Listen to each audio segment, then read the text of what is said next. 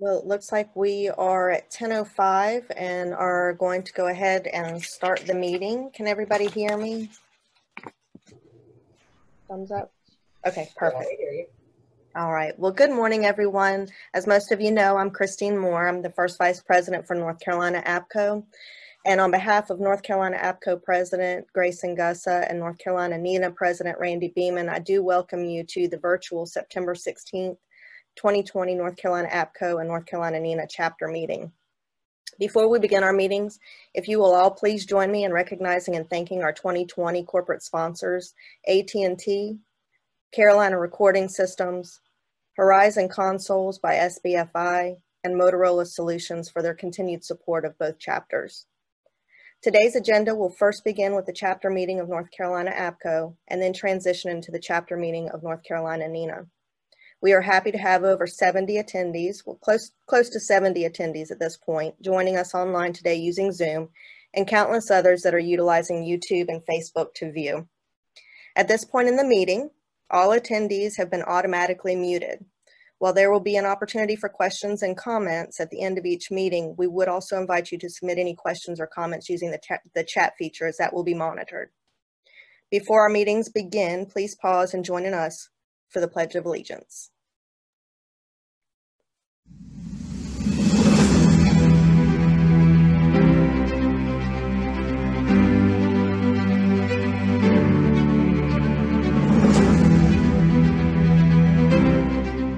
I pledge allegiance to the flag of the United States of America and to the republic for which it stands, one nation, under God, indivisible, with liberty and justice for all.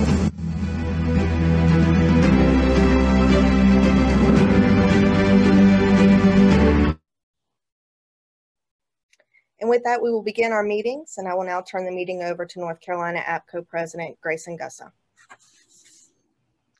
All right, good morning. Thank you, Christine. I will call the September 16th, 2020 meeting of North Carolina APCO to order. And we will begin with a roll call, and I will call back on Christine to complete the roll call for us. All right, ready for roll call. Gerald Anderson.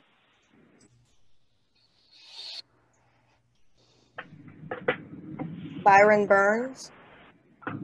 Here. Welcome, everybody. Thank you, Byron. Welcome. Chad Deese. Here. Good morning. David Dodd. Yes, ma'am. Present. Good morning. Good morning. Greg Dotson. Here. Good morning, Greg. Samantha Dutch. Good morning, Samantha.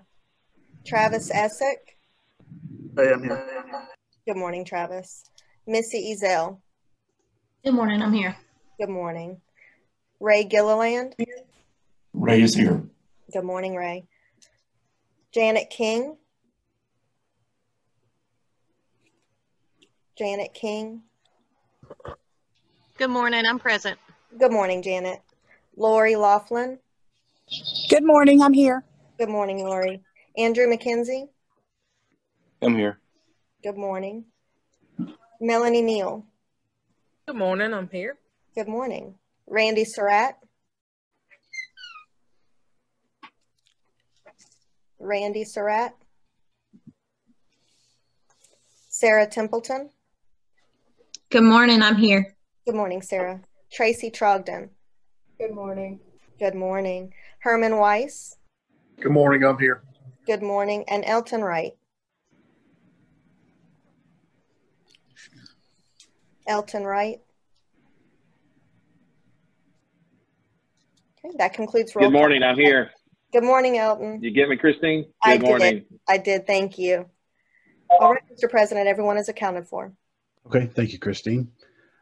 We'll now move into the first part of our meeting. We have some special recognitions to provide this morning.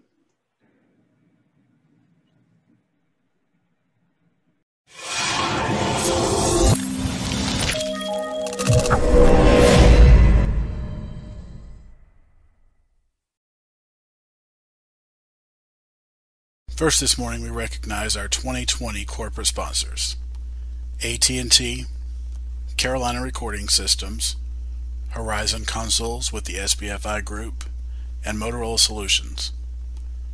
North Carolina APCO thanks you for your continued support and commitment to our chapter and the public safety communications industry.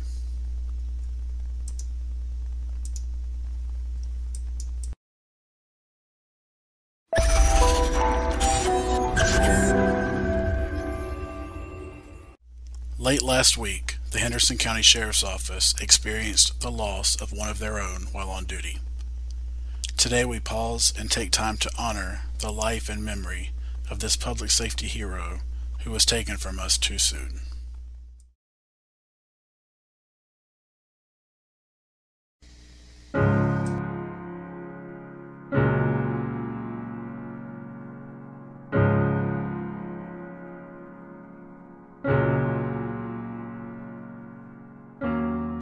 At approximately 2:50 a.m. on Sunday, September 10th, 2020, the Henderson County Sheriff's Office received a call reporting a breaking and entering to a vehicle that was in progress.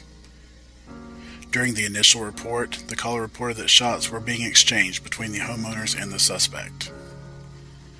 Deputies from the Henderson County Sheriff's Office responded, and upon locating the suspect, deputies were fired upon. At 3:04 a.m., Henderson County Deputy Ryan Hendrix was struck by suspect gunfire and critically injured. Deputy Hendrix was transported to Mission Hospital in Asheville in critical condition. Later that same day, after arriving at the hospital, Deputy Hendrix succumbed to his injuries.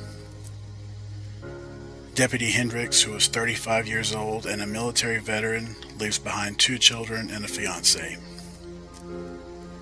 This morning, we all take a moment to reflect on the service of Deputy Hendrix and also express our deepest condolences to his family, the Henderson County Sheriff's Office family, and the Charlie team in the Henderson County Sheriff's Office Communications Division, as they are all faced with this tragic loss of one of their own.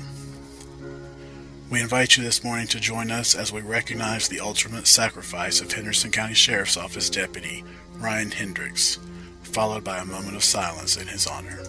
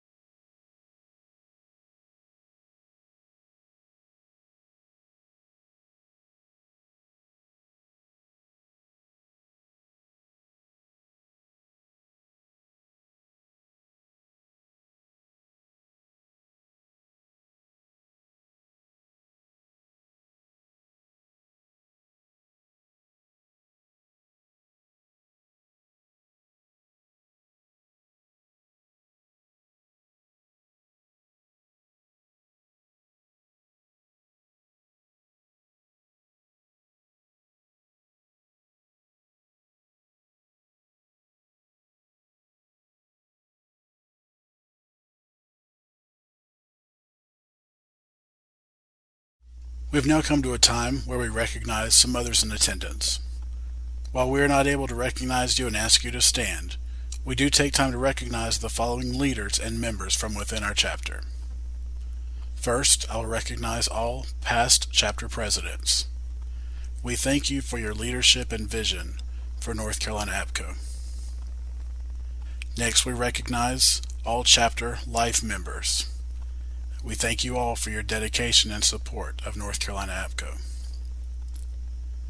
Next, we will recognize our registered public safety leaders and certified public safety executives who have completed the necessary coursework to earn this prestigious designation through APCO International.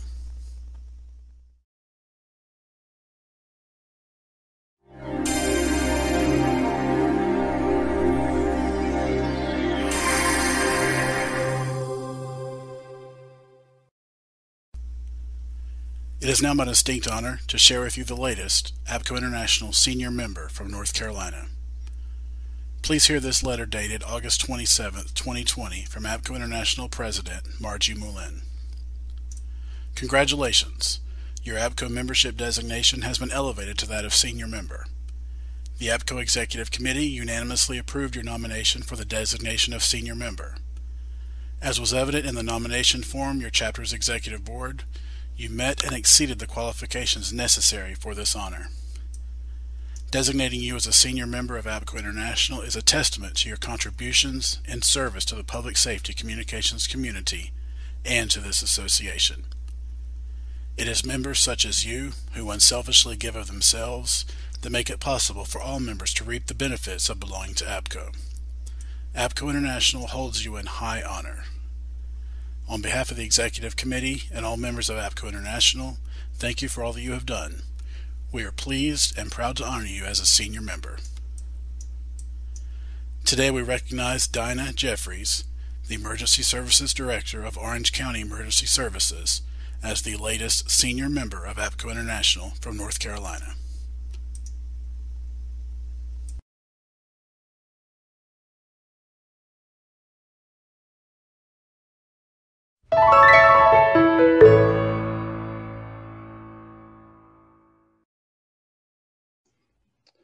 All right, so again, we congratulate Dinah Jeffries on this honor of being designated as a senior member. And as always, I want to thank Randy Surratt for his hard work as the chapter historian to submit the paperwork and get her nomination pushed through with APCO International. So thank you, Randy. And we'll now move on in our meeting agenda to approving the meeting minutes of our July 17th, 2020 chapter meeting. The minutes have been posted on the website for review. Is there a motion to dispense with the reading of the minutes?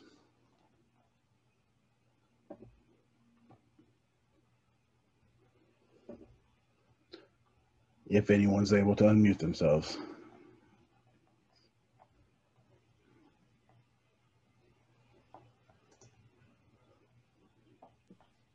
Motion. Thank Motion you. to approve. So a Absolutely. motion from Christine. Is there a second? If you want to unmute Tracy, I think she was trying to. Everyone should be able to unmute themselves at this point, it looks like, but if not, I can.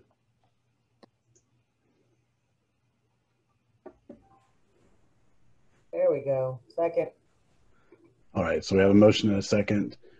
We will go with a consensus to approve the July 17th meeting minutes. They also, like I said, have been posted on the chapter website for your review. Our next part of the meeting will move into our chapter reports. The first report will be the treasurer's report and an update on our audit committee by Laughlin. And Lori, you should be able to unmute now as well. Good morning, everyone. We're still working on the audit, trying to get everything scanned in. I'm hoping to try to have it in the next week or two. The treasurer report money market, we have $56,472.17. The main checking account, we have $137.06. The symposium account has $2,011.47.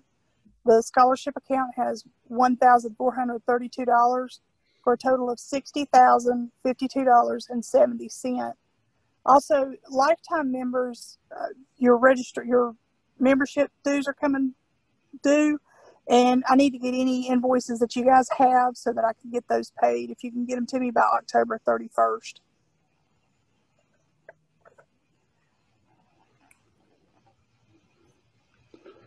All right. Thank you, Lori. Next on our agenda will be the Executive Council report from David Dodd. And David, you should be able to unmute yourself as well.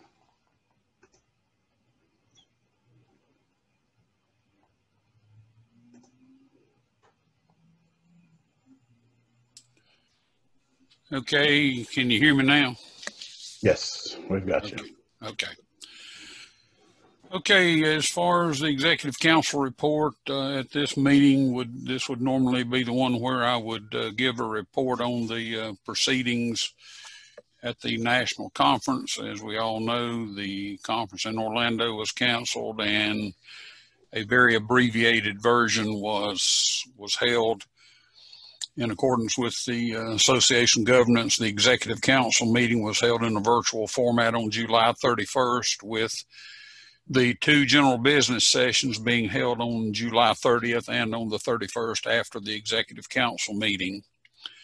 I think the biggest item on the Executive Council agenda was the approval of the recommendation of the joint chapter's findings by the joint task force the work group headed by Jay Somerville. The board of directors and the executive committee have meetings tomorrow and Friday virtually, and I believe they're going to be putting finishing touches on any operational changes, procedures that need to be made in conjunction with this new joint chapter setup. As far as notes from Executive Director Derek Porch's State of the Association, the long-range strategic plan is in the process of being updated. That happens every 5 years. The 6 points on the current strategic plan are: number one, to refresh, strengthen research, and expand training and resources to meet the needs of public safety communications. Number two, to ensure APCO's financial stability. Number three, to expand the prominence of APCO International by increasing advocacy efforts on a national level. Number four, increase the value of membership and broaden the opportunities for membership participation. Number five, lead public safety communication in enhancing the understanding and using of emerging technologies. And number six, to advance APCO's position as the premier public safety communication standard setting body. On the financial front, APCO International has total assets of approximately $14 million and total liabilities of approximately $4.5 million. As you might expect, due to the pandemic, the revenues were significantly down this fiscal year. Staff was able to cut expenses and not make some purchases that had originally been planned to make. They ended the year with a net deficit only of about $12,000. As far as membership, I'll not go through each membership category, but as of July 1, total membership numbers were 34,468. And as far as association officers, Margie Moulin was elected or moved up to the APCO International President's position. Jason Kern was elected to the first vice presidency. Angie Bowen from Georgia was elected the new APCO second vice president, and Tracy Hilburn moved to the position of immediate past president. And that's all I have, unless anyone has any questions.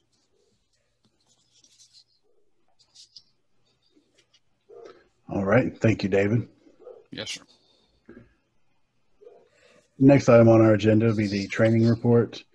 Gerald Anderson was unable to join us today, so I'm going to ask Tracy Trogdon to share the report on her behalf.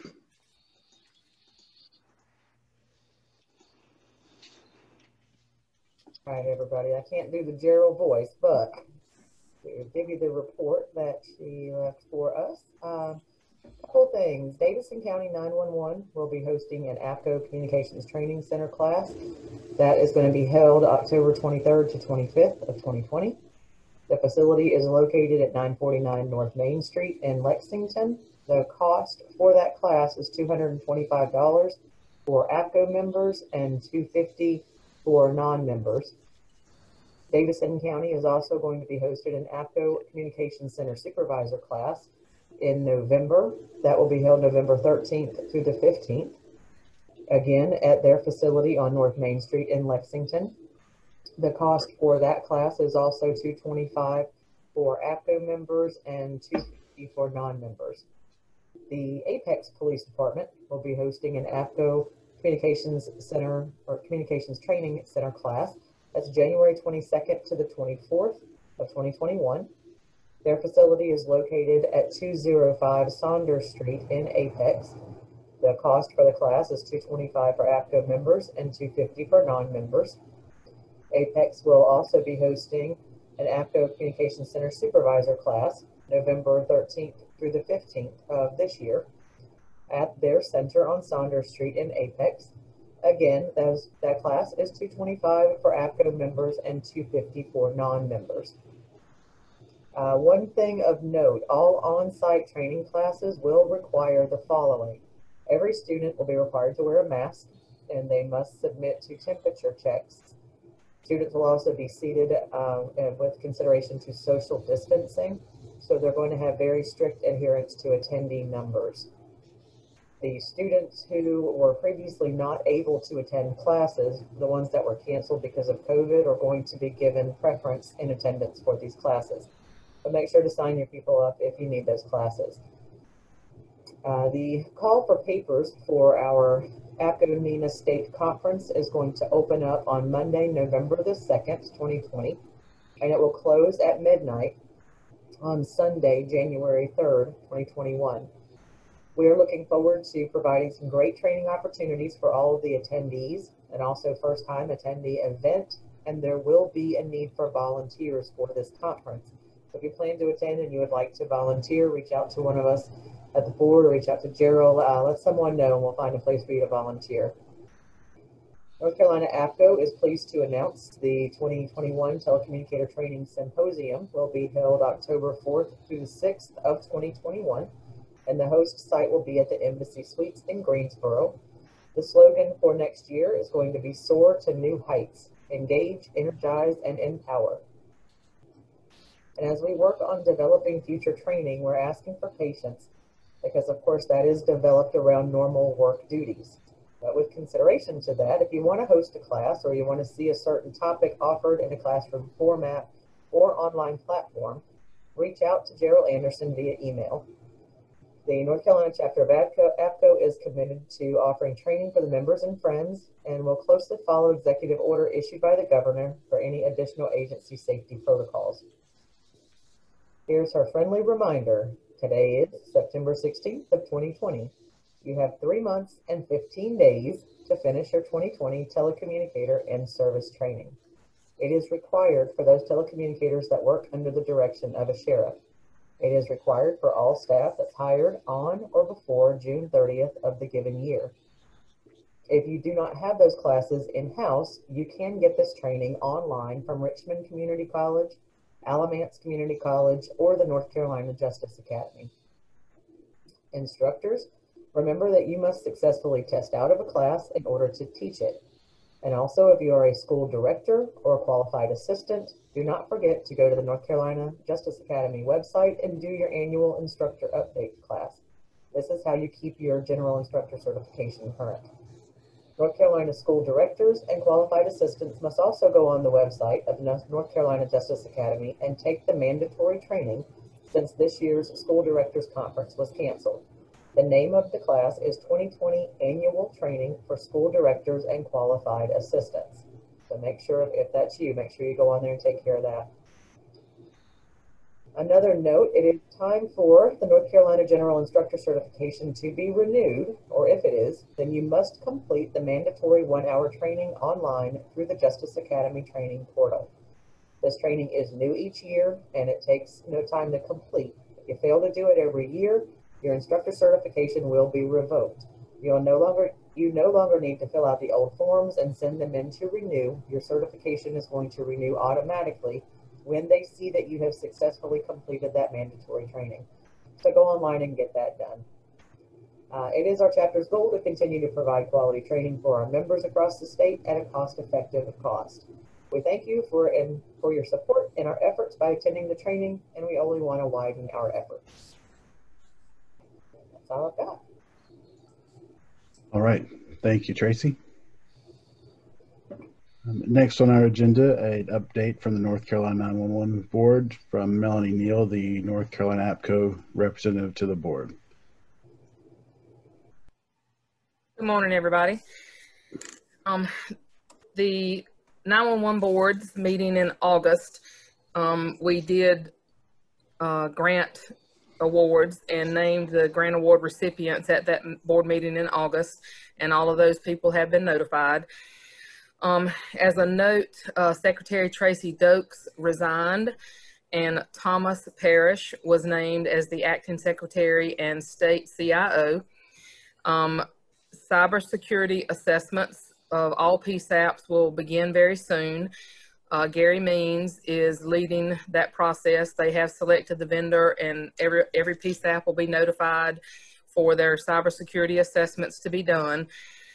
The State 911 Board staff is going to begin having SIP admin-based lines, and they're going to have a few select PSAPs that they will be doing trial runs and testing on first before they introduce it to everyone. And it'll be similar to the 911 onboarding as they've done through the EZNet. They'll be doing a few at a time after they go through the trial run with the few selected. The 911 board staff did announce that the state DIT is going to have them teleworking until December 31st of 2020. So they will be working from home and will not be in the office. They are still in need of peer reviewers.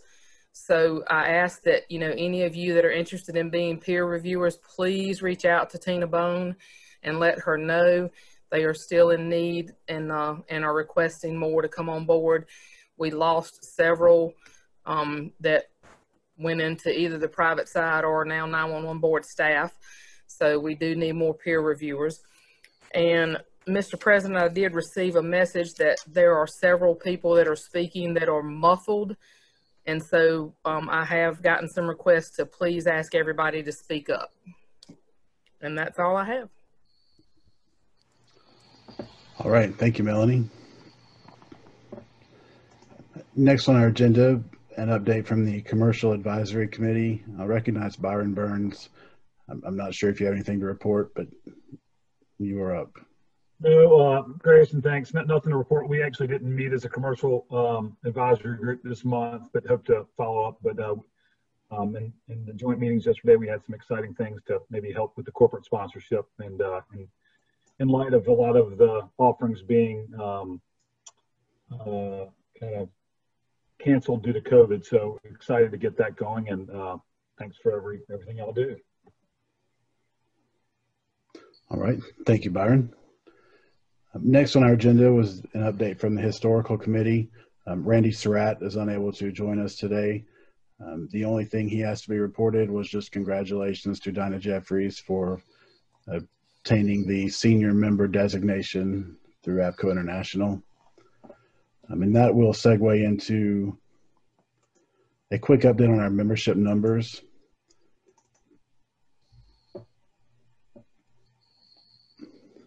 And I apologize, I had this up just a minute ago, and of course it went away. So as of September 15th, 2020, our current membership number for North Carolina APCO is 1,532 members.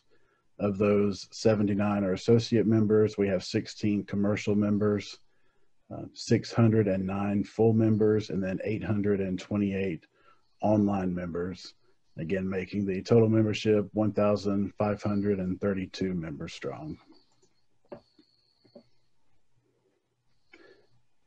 Now, next on our agenda, be an update from the Compassionate Care Committee. I'll recognize Janet King.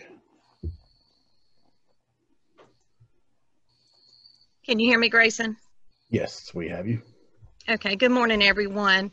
I sent out several cards. One card I sent out was to Jackie and Missy Ezel's father, Mr. Larry LZ Ezel. He's recovering from a recent stroke. Also to Diane Rayner. She's the Director of Communications at Harnett County, passing of her son. I sent 3 different cards. I sent Caswell County 911, Caswell County Sheriff's Office, and the Cheryl Lawson Fuquay family cards, passing of Cheryl. She was a telecommunicator with Caswell County. Also, I sent a thinking of you card to Connie Garton, which has had recent surgery. She's still recovering, and we just wanted her to know that we're still thinking about her. And also, Mr. President and the chapter, I want you to know that we have had you in our thoughts and prayers, and I hope you received your card, and that's my report.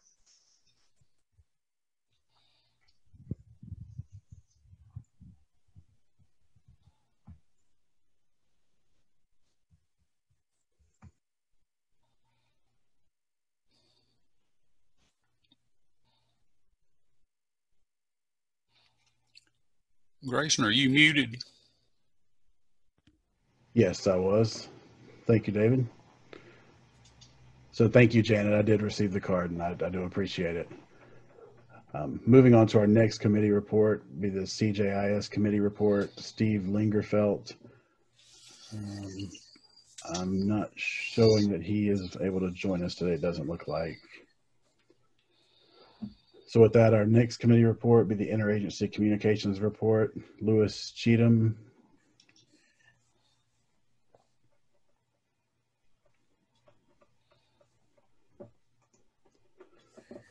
All right, we will now move into our regional ambassador reports. First off will be Region A, Herman Weiss.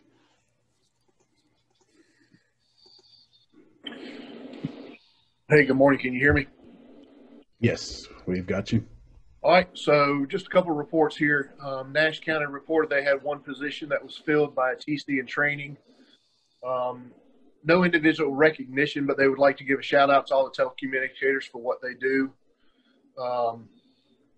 They have a prayer request to continue to pray for the safety of all public safety due to the unrest across the country, and pray for all public safety, especially our telecommunicators, due to the added stress during the related pandemic.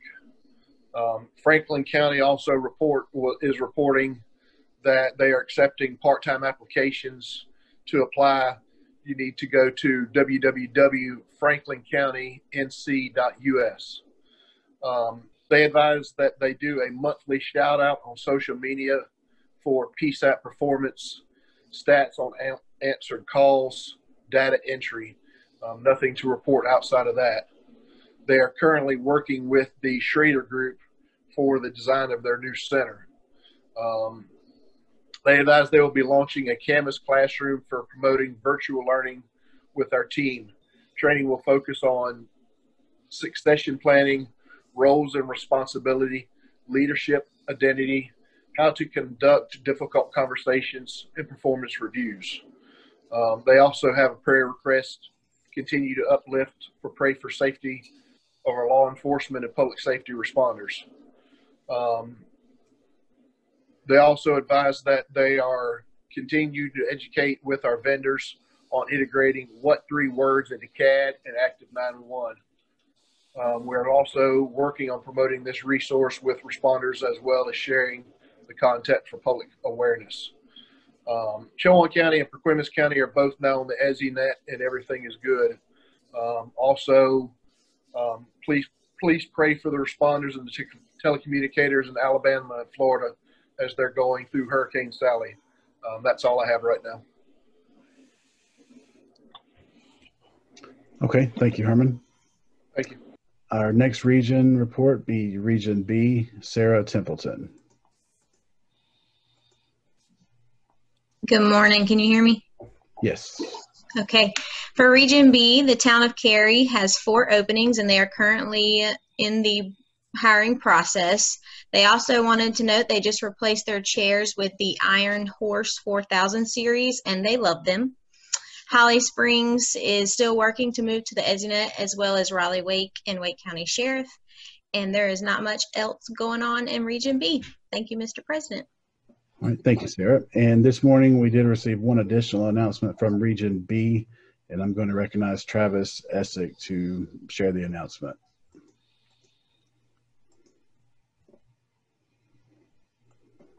Grayson, I think you got muted again. All right, you should be unmuted.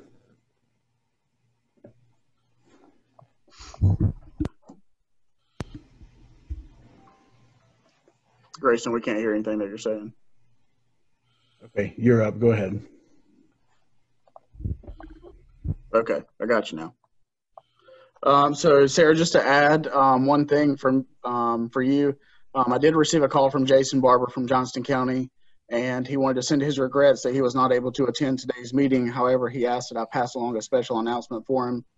Jason has, excuse me, officially announced his retirement yesterday and will officially retire from Johnston County Communications effective February 1st, 2021. And Brett Renfro will begin filling Jason's duties at that time. Jason also wanted to pass along that the county is moving forward with building a new 911 center in Smithfield that will have 24 consoles. On behalf of the North Carolina APCO board, I would like to thank Jason for his dedicated work in the 911 industry and the citizens of Johnston County, and we wish him well in his retirement. All right, thank you, Travis. All right, moving on to Region C, I recognize Chad Deese.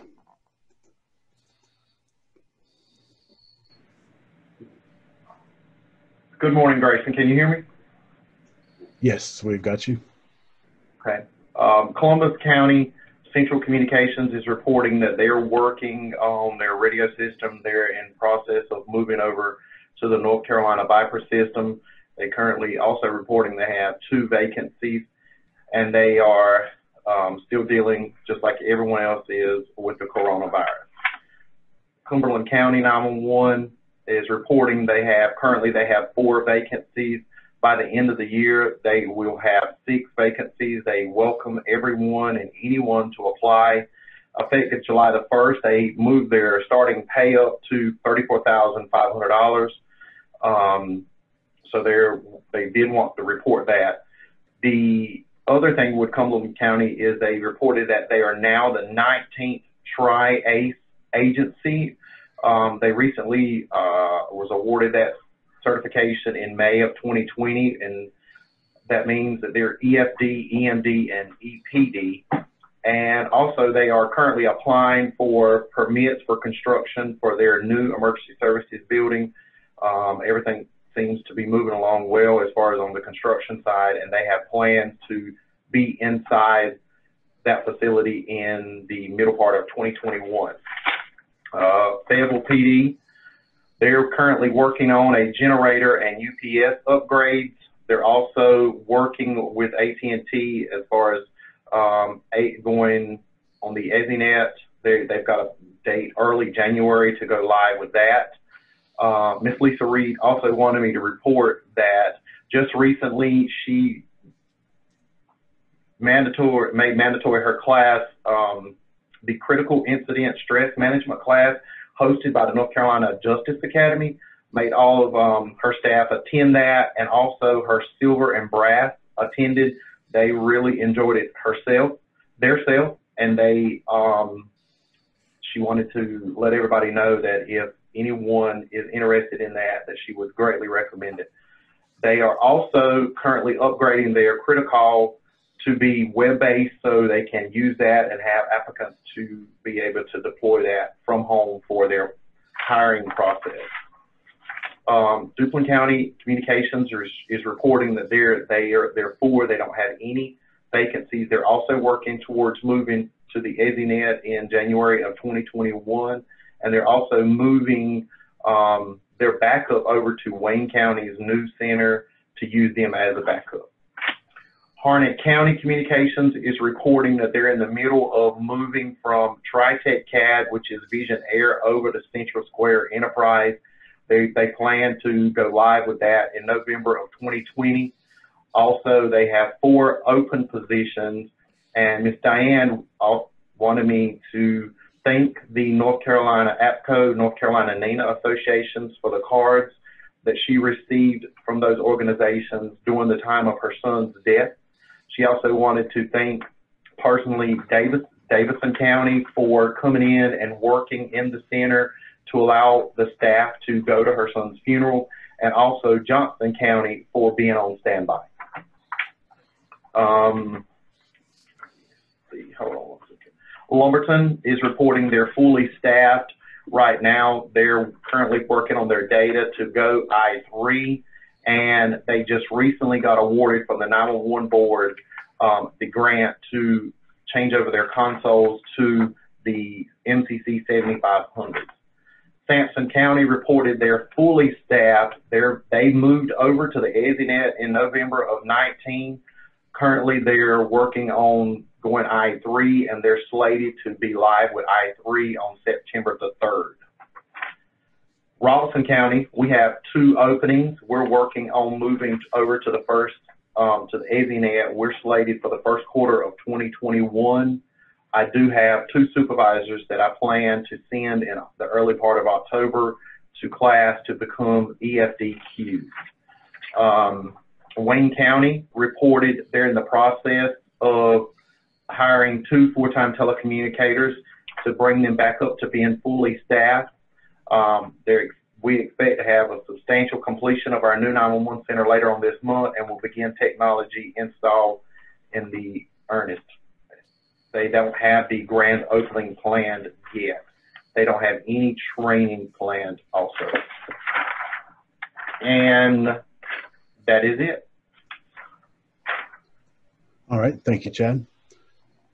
Next on our agenda, report from Region D, Janet King. Can you hear me, Grayson? Yes, we've got you. Okay. From Alamance County, Stephen Sigmund, he's stating that there's full-time positions that are fully staffed with only 1 still in training. They have 2 part-time telecommunicators. They continue transition to EZNet, currently reviewing and demoing new CAD systems with vendors. Any insight from agencies that have transitioned to a new CAD system or vendors would be greatly appreciated. William Perry, the communications supervisor, retiring September 30th with over 30 years of service. Combination of law enforcement, 911 telecommunicator. Also, the continued COVID-19 call taking, dispatching procedures, center restriction mandates that we're all facing. And that's from Alamance County. Stephanie Chapman with Burlington, she's congratulating telecommunicator Chris Soul. He recently accepted the volunteer position of the Central Branch TERT coordinator. He's excited to take on this new role. Chris acquired the Bachelor's of Science in Emergency Management. They are very proud of his accomplishments. They have hired 3 full-time employees. They're training and progressing very well. They are Thomas Brigman, Renee Brewer, Jordan Hubanks.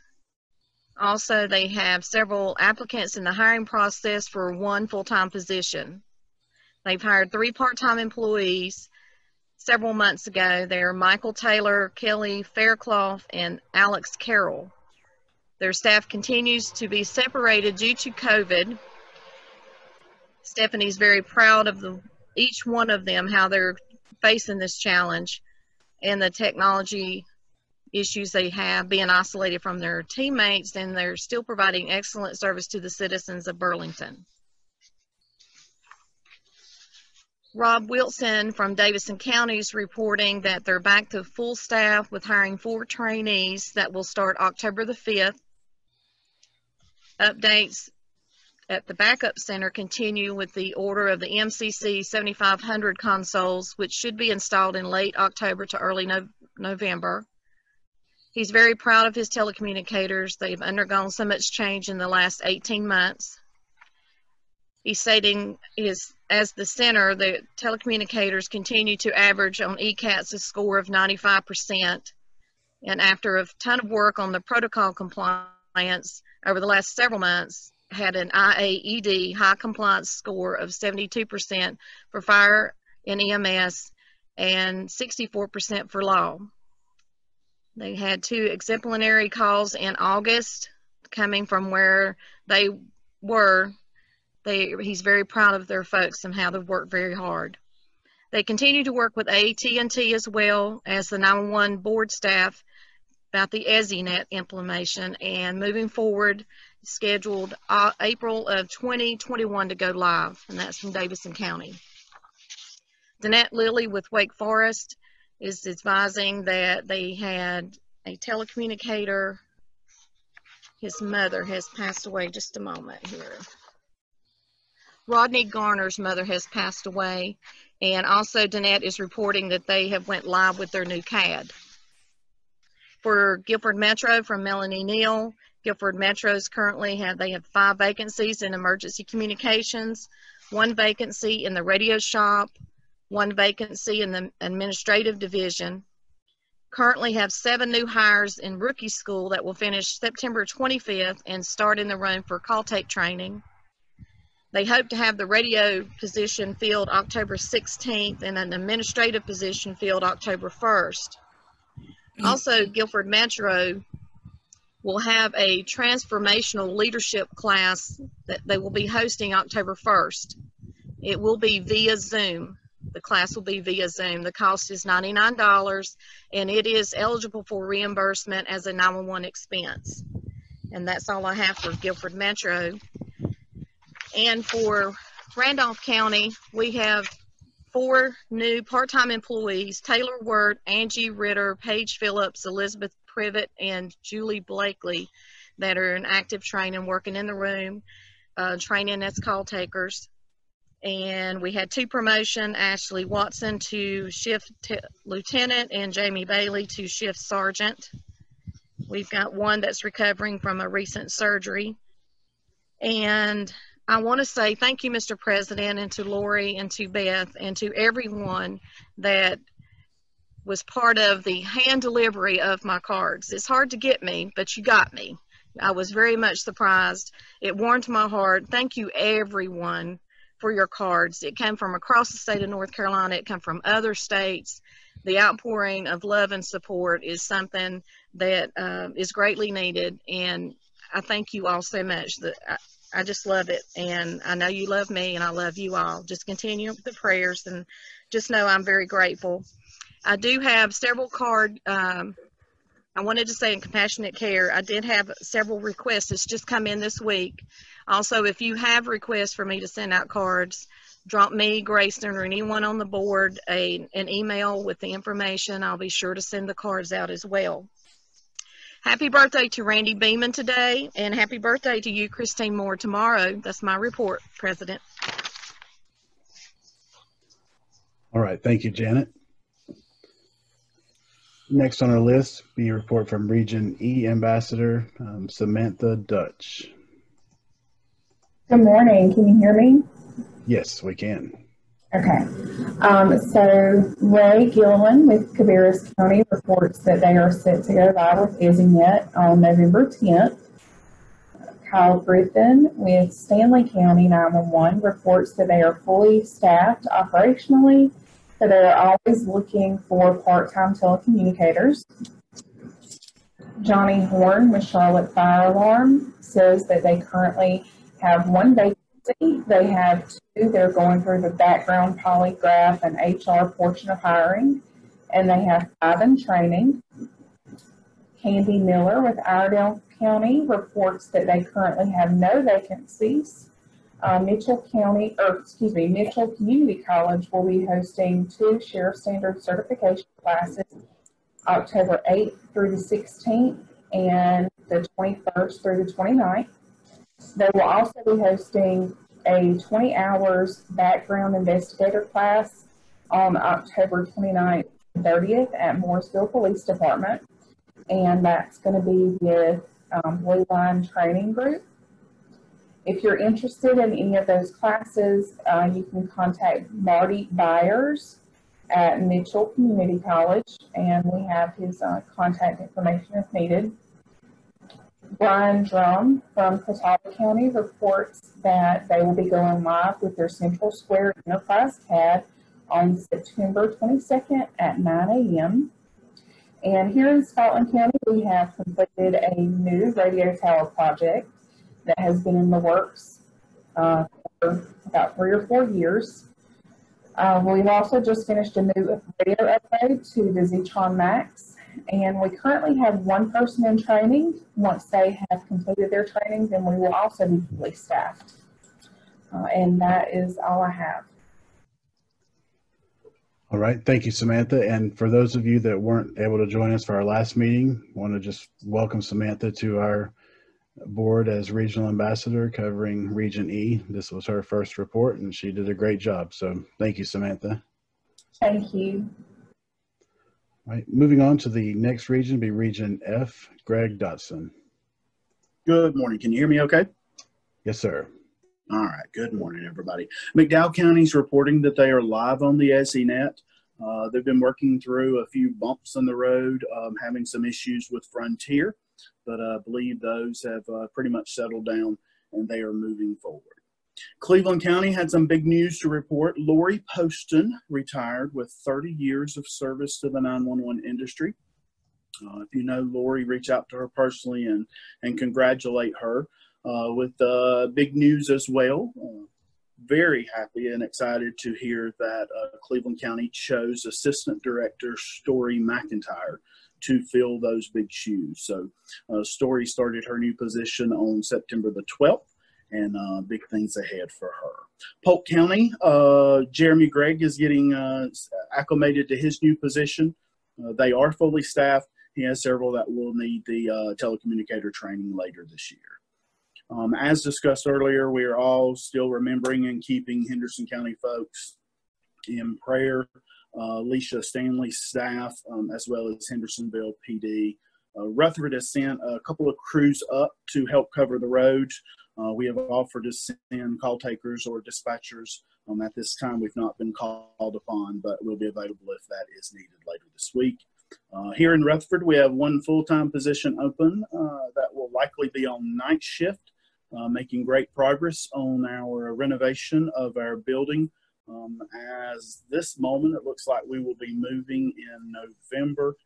I heard some mention of Central Square earlier and see a lot of messages from time to time about Criticall. We are switching from Criticall to Select Advantage.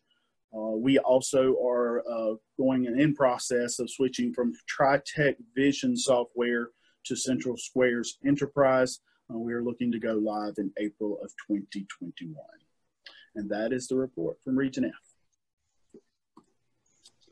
All right, thank you, Greg. All right, next in our meeting, I have a report on the 2021 North Carolina Public Safety Communications Conference. As we previously announced, we have created a conference committee that has representatives from both APCO and NENA on the committee. And this year, the co-chairs are Alan Kress for the NENA side and Missy Ezel for representing North Carolina APCO. I will now recognize both of them to provide an update on the conference. Jason or Randy, do you know if Alan is able to join us? He is not, but yeah, go ahead. Sorry. He is not, but Missy and I are going to coordinate this together. I'm sorry, Randy. Grayson, can you hear me? Yes, I can. Okay. To begin with, I just want to thank everybody that's been working on the committee for all the hard work and dedication. I want to also put out there for any of the members that are interested in volunteer opportunities. There are lots of opportunities. So if you want to get up with me or Alan or any of the members, and if you send a message to any of the board members, they should know how to get up with us. We welcome any and all volunteer work, and it's a great way for everybody to get involved with the chapter.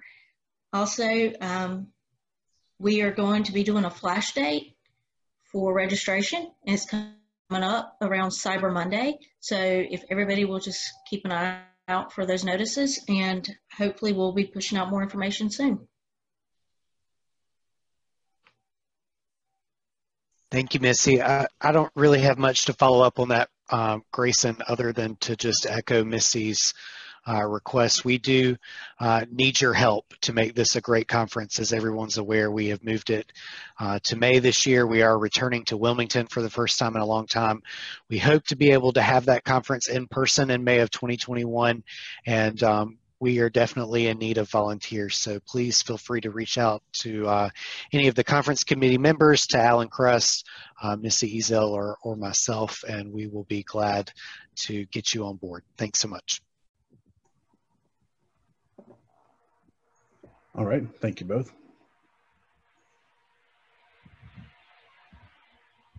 All right, so as many of you may have seen, we pushed it out a couple times. North Carolina APCO has started a quick little fundraiser to help get the NC APCO name out there and provide face masks for those who may need them. So myself and Christine and Tracy are going to show you what the face masks look like right now. And these are available on the North Carolina APCO website. One mask is $10, or you can get 5 masks for $35, and there is no shipping cost. So if you are interested in purchasing one, we invite you to visit our website at ncapco.org, and they're listed right there on the home page. All right, so we've now reached the end of our meeting, and I will open it up to any questions or comments first from the NC APCO board. Any additional comments before we move on?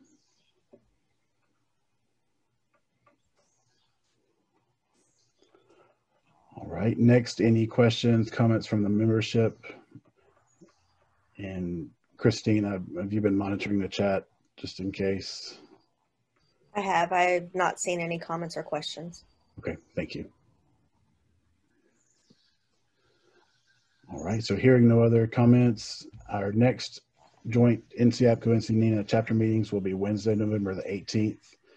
Beginning at 10 o'clock a.m., they will be virtual meetings, so information on that will be coming out in the near future. Hearing no other business for the chapter, I will ask for a motion for adjournment. So moved.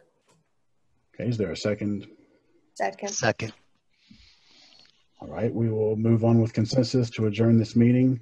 Everyone stay with us. We're going to have a presentation from one of our corporate sponsors, Carolina Recording Systems, and that'll be starting up here in just a few moments, and that'll be followed by the North Carolina NENA chapter meeting.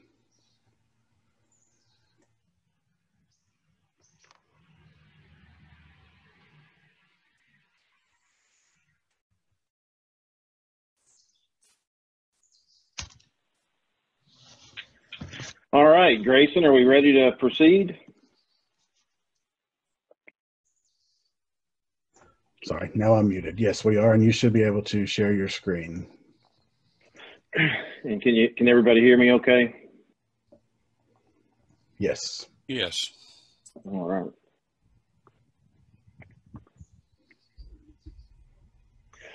All right, so Grayson, are you able to see the screen okay? Yes, it's showing just fine.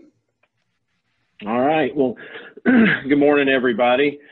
Thank you to both boards for giving the corporate sponsors an opportunity to present content during this session.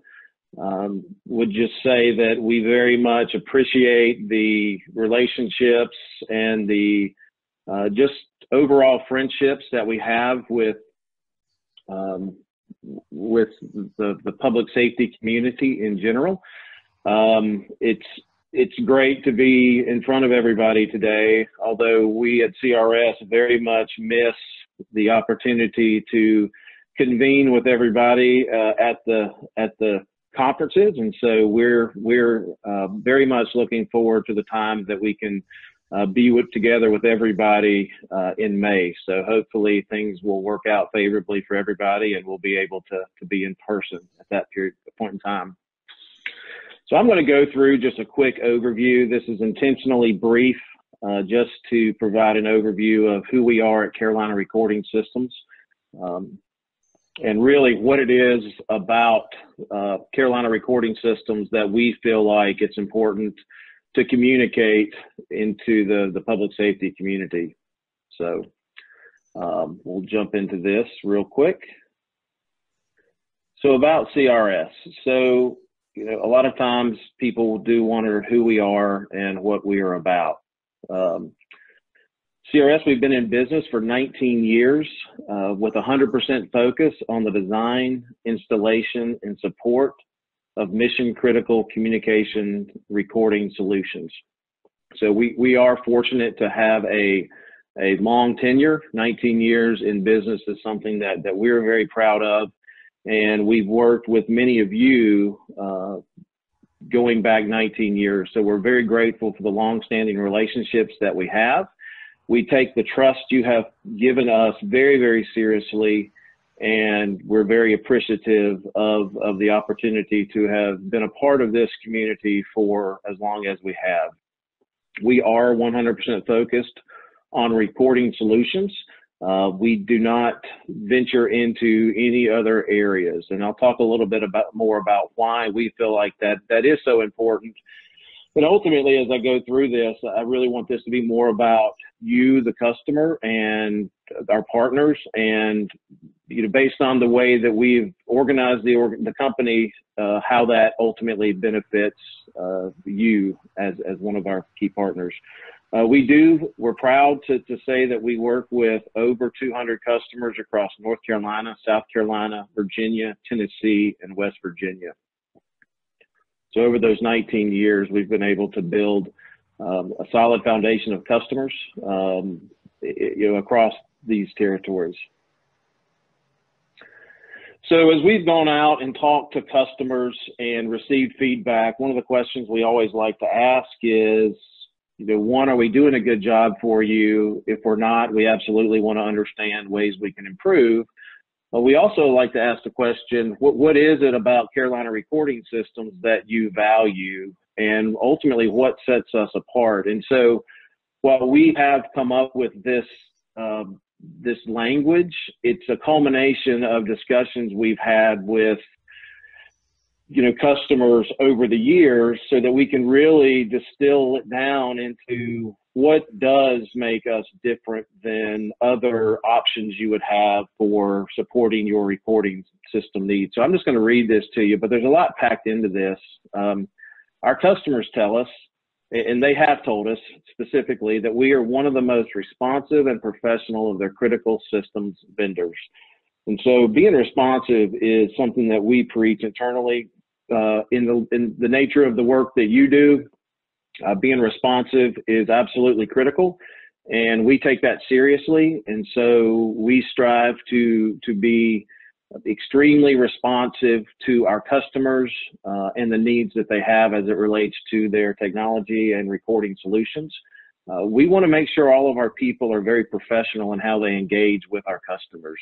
So being on time, doing the job we say we're going to do, making sure when we leave that you have confidence that the solution that we have designed and implemented for you is going to work as you expect. And it is technology, so there will be times when it doesn't work like is expected, that we are extremely responsive in our support of those systems. We know that you require recording of mission critical communications 24/7, 365. And in many cases do rely on our team to make sure it works. So we understand the nature of your business and the support that you provide, and that's 24/7, 365. And so we do respond and address situations around the clock because we understand how important recording is to you.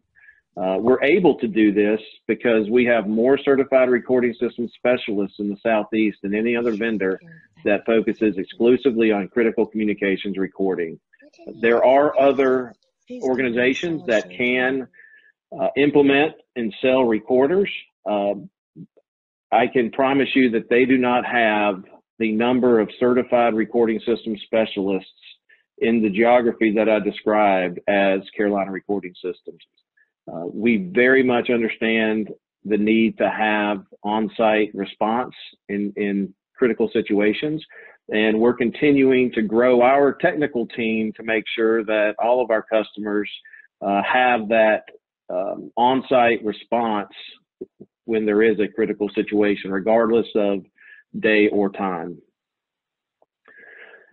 So why we exist, this is something that's really important for us as an organization. We do a lot to reinforce this concept, but as an organization, the reason we exist is to honor the patch. I have shown several of our customers here in the patches that represent their organization. And so as an organization, we want to have our team members understand what it means to honor the patch. Care, do meaningful work, and make a positive difference, and not just a living. And so we spend a lot of time and effort internally building in this passion for public safety. We do feel like we are a part of the public safety community. We very much appreciate you're bringing us into that. We do feel like we're a part of it. We value that, and we really want our team members to have that same sense of loyalty that the patch matters. It means something to wear that patch, to the point we actually have our own patch that we leverage, and we want that to mean something to our employees, and we want our employees to respect your patch. And so we do a lot to reinforce this concept, because we don't want it just to be about a job. We understand that recording is critical to you. We understand the trust you've placed in us to make sure that that works. And when it doesn't, to make sure that we're there to respond quickly to resolve the issues. And we take that very seriously. So we're very, very grateful for the customers that we have, and we're certainly grateful and understand the nature of your work. And this is more than just a job for the team at Carolina Recording Systems.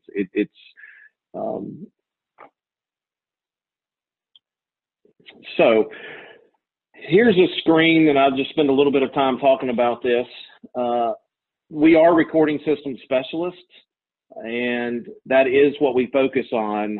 However, it's one thing to understand the recorder and to understand how do you do certain things in the recorder, how do you program the recorder.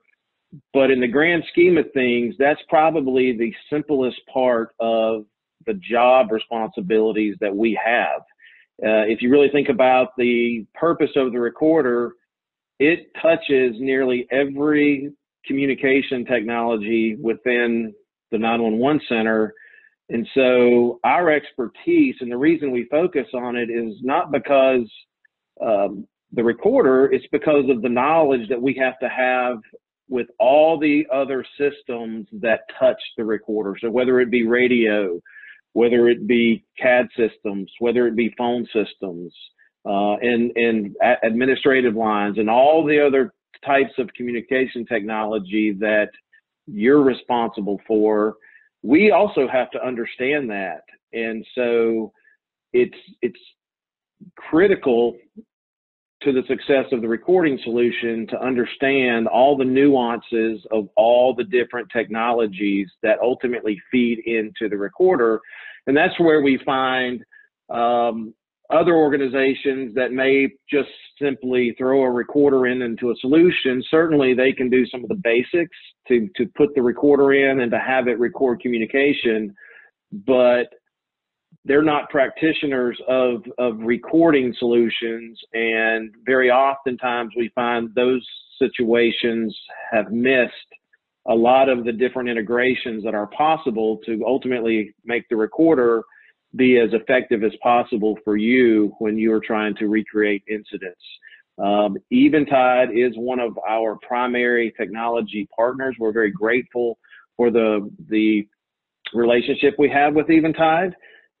Eventide does build their solutions specifically for the needs of public safety, and they continue to evolve their product, not only with their own software advancements to make the product better, more user-friendly, and enable better integrations. They do continue to work with some of the next generation 911 providers like Rapid SOS and Broadcastify to make sure that they continue to integrate with the technology that continues to evolve and ultimately improve 911 services. So if you ever have an interest in understanding more about some of those integrations, and even are you using your recording solution to its potential, we certainly love the opportunity to talk to you about that and understand how you might be able to leverage that technology in a better way.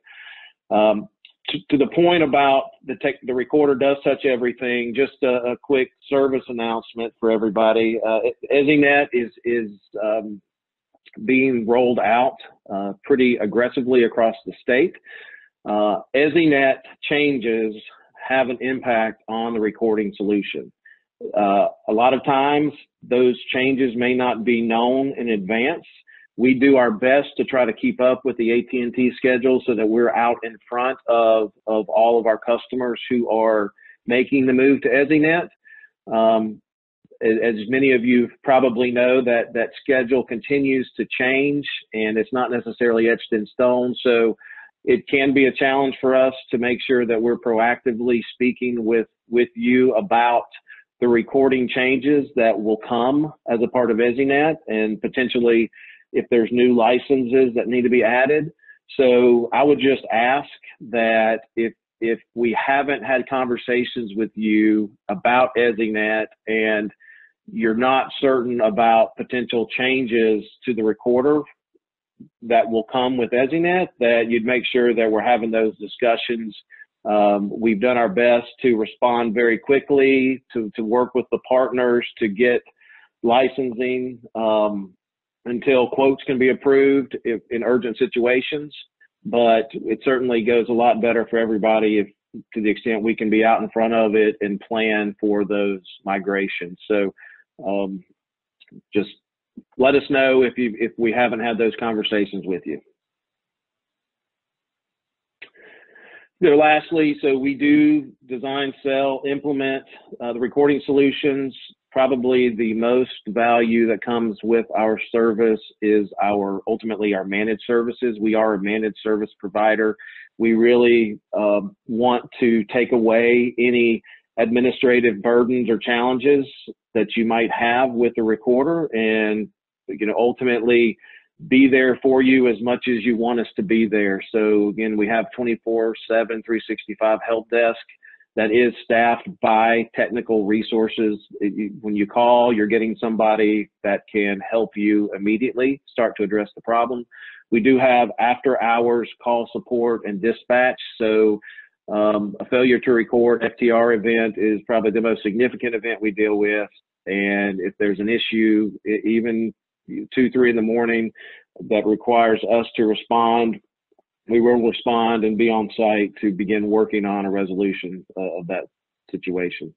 So preventive maintenance comes as a part of our maintenance package. So we want to make sure that we're identifying problems ahead of time so they don't become problems.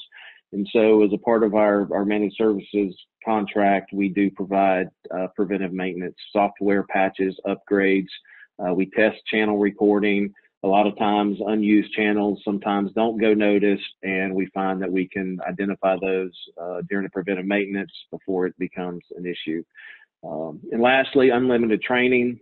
So, we love training our customers. We want to make sure that they're using the technology in an efficient manner. And so whether that be, an individual just has a question on how to do something more efficiently, we want to have those conversations, or it could be as formal training to where maybe you have a group of new hires and you want to do a formal training to educate them on the recorder itself, we're happy to do that as well. So that the managed services part of that is a big reason why, you know, we're able to continue to support the recorder and make sure that it's working well and serving the needs long after it's implemented. So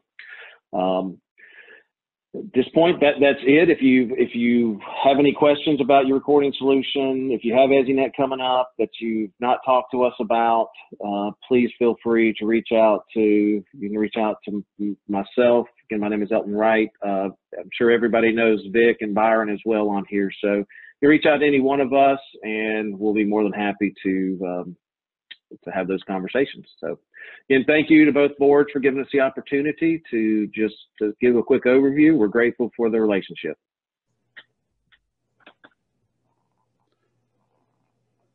All right. Thank you, Elton. And Randy, I will turn the meeting over to you for the North Carolina side.